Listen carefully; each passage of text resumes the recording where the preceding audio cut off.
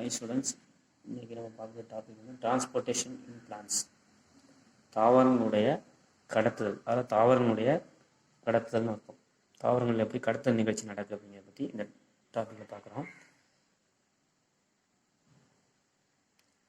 Water absorbed by the roots have to reach entire plant, and the food synthesized by the leaves have to be distributed to all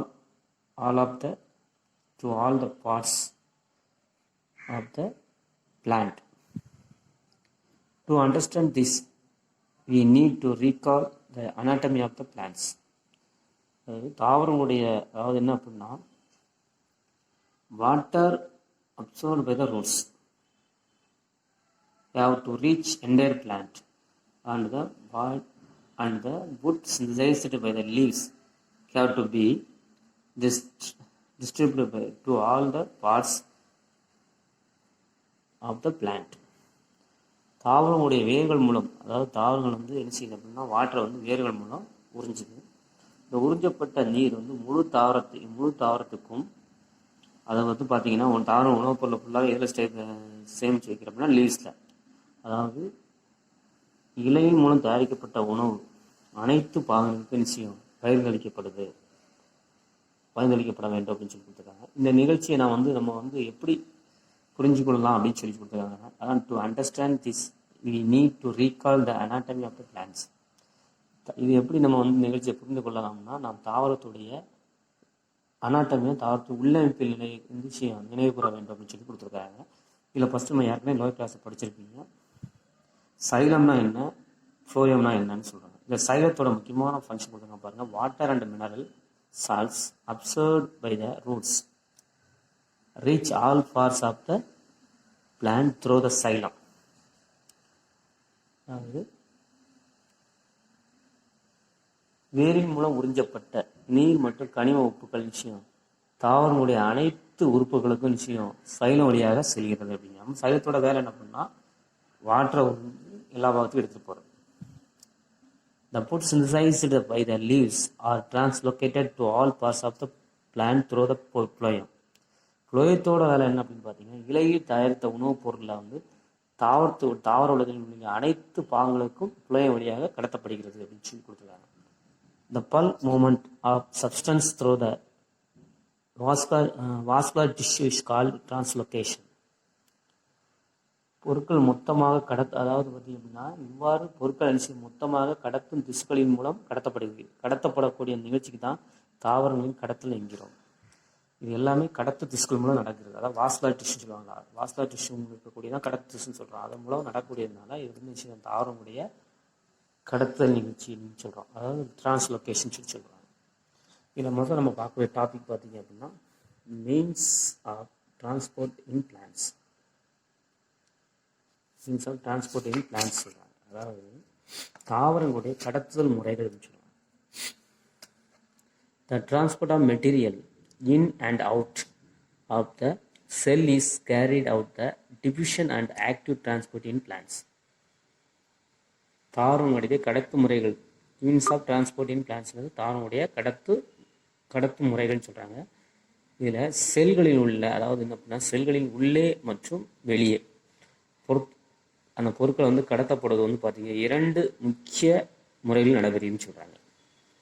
அதாவது தாவரங்களுடைய உள்ள வெளியே அந்த பொருட்கள் கடத்தப்படுவது வந்து 2 முறையில் நடக்குதுன்னு சொல்கிறாங்க. ஒன்று பார்த்தீங்கன்னா டிஃப்யூஷன் மெத்தட், இன்னொன்று பார்த்தீங்கன்னா ஆக்டிவ் டிரான்ஸ்போர்ட் இன் பிளான்ஸ் சொல்கிறது. டிஃப்யூஷன்னா பரவுதல் அர்த்தம். பரவுதல் நிகழ்ச்சி மூலமாகவும் ஆற்றல் சார்ந்த கடத்தல் நிகழ்ச்சி மூலமாகவும் இது நடக்குன்னு சொல்கிறாங்க. இதில் ஃபஸ்ட் நம்ம பார்க்குற டாபிக் பார்த்தீங்கன்னா டிஃப்யூஷன் சொல்கிறது, பரவுதல் நிகழ்ச்சின்னு சொல்லுவாங்க.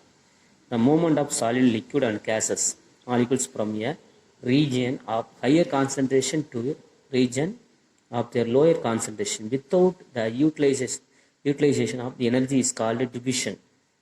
அதாவது திடத்திரவ வாயு சொல்றது. திடத்திரவ வாயு இந்த மூலக்கூறுகள் வந்து என்ன செய்யணும்னா, செறிவு அதிகமான பகுதியிலிருந்து செறிவு குறைவான பகுதிக்கு செல்வது எவ்வித ஆற்றல் உதவியின்றி, எந்த ஒரு ஆற்றலும் சப்போர்ட் இல்லாமல், அதான் வித்தவுட் த யூட்டிலைசேஷன் எனர்ஜி அப்படின்னு சொல்கிறது. எந்த ஒரு, அதாவது சரி அதிகமான பகுதியிலேருந்து சரி குறைவான இடத்துக்கு போகுது, எந்த ஆற்றல் உதவி இல்லாமல் போகுது.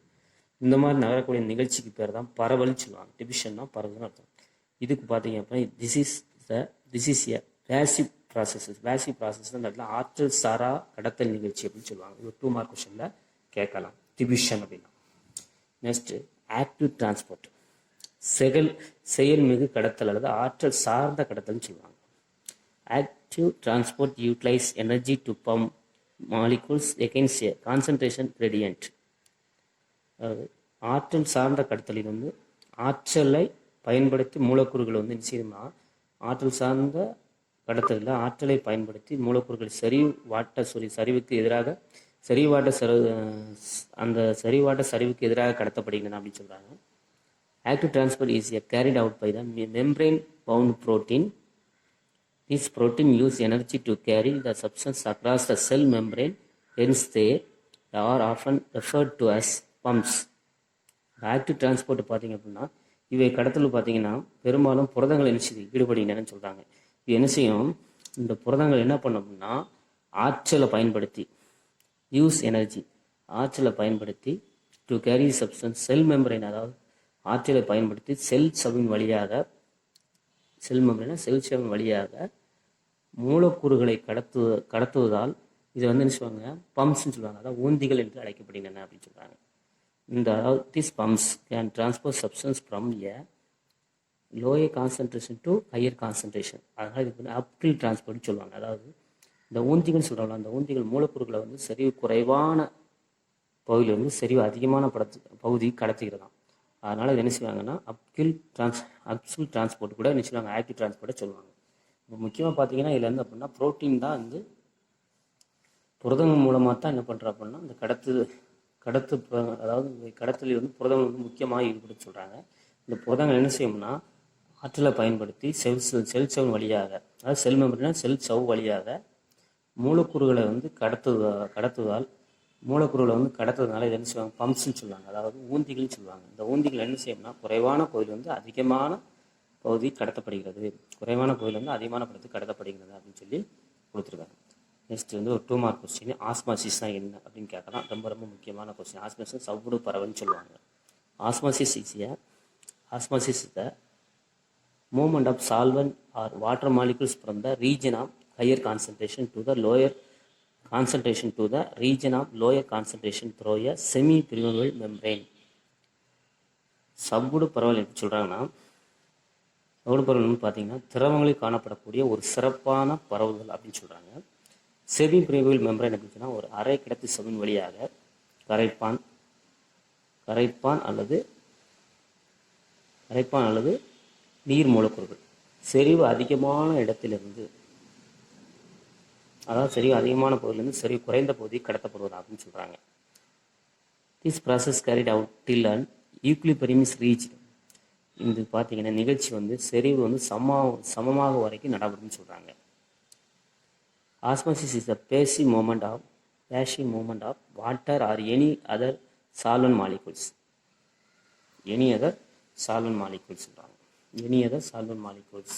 அதாவது என்ன பண்ணால் சவுடு பரவல் வந்து நீர் அல்லது கரைப்பான் மூலக்கூறு ஆற்றல் சாரா கடத்தல் நிகழ்ச்சின்னு சொல்கிறாங்க.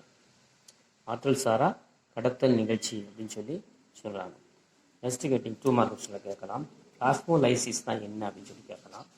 பிளாஸ்மோலைசிஸ் இது 2 மார்க் கொஸ்டினில் கேட்கலாம். ஒரு முக்கியமான கொஸ்டின் 2 மார்க்கில் புக்கிங் சைடில் கேட்கலாம். It occurs when a living plant is placed in hypertonic solution. Water molecules moves out of the cell and resulting in the shrinkage of protoplasm away from the cell wall.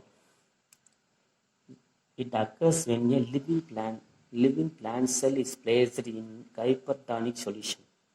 இது ஒரு தாவர செல்லை எடுத்து hypertonic solution வைக்கும்போது அதுலேருந்து என்ன செய்யுமா, செல்லிலிருந்து நீர் வெளியேறுவதால், ஹைப்பர்டானிக் சொல்யூஷனை வந்து தாவர செல்லில் கொண்டு வைக்கிறாங்க அப்படின்னா அதுலேருந்து என்ன செய்யுமா, நீர் வெளியேறுவதனால் புரோட்டோபிளாசம் என்ன செய்யும்னா செல் சோரை விட்டு விலகி சுருங்கி விடுமா. இதுக்கு பேர் தானது பிளாஸ்மா செறிவு அப்படின்னு சொல்லுவாங்க. ஒரு டயக்ராம் கூட கொடுத்துருக்காங்க. இது சாதா செல்னு சொல்லுவாங்க. இது வந்து பார்த்தீங்கன்னா ஒரு ஹைப்பர்டானிக் செல்ஸில் கொண்டு என்ன செய்யலாம், நம்ம தாவர செல்லில் கொண்டு ஹைப்பர்டானிக் செல்ஸில் கொண்டு வச்சிட்டோம் அப்படின்னா, ஹைப்பர்டானிக் சொல்யூஷனில் கொண்டு வச்சிட்டோம் அப்படின்னா அந்த பிளாஸ்மா சவ் என்ன செய்யும்னா செல் சோரை விட்டு விலகி என்ன செய்யும், சுருங்கி அதான் வச்ச உடனே நீர் என்ன செய்யும், வெளியேறும். அப்போ என்ன செய்யும்னா புரோட்டோபிளாசம் செல் சுவரை விட்டு விலகி என்ன செய்யும், சுருங்கி விடும். இந்த அமைப்புக்கு பேர் தான் என்ன சொல்கிறாங்க அப்படின்னு பார்த்தீங்க அப்படின்னா, இந்த அமைப்பு பேர் தான் பிளாஸ்மோலைசிஸ் செல் சொல்லுவாங்க. பிளாஸ்மோலைஸ்டு செல் அப்படின்னு சொல்லுவாங்க. பிளாஸ்மா செல் செல் அப்படின்னு சொல்லி சொல்லுவாங்க. நெக்ஸ்ட் வீடியோவில் வந்து இம்பிபியூஷன் பார்ப்போம். ஸ்டூடெண்ட்ஸ்.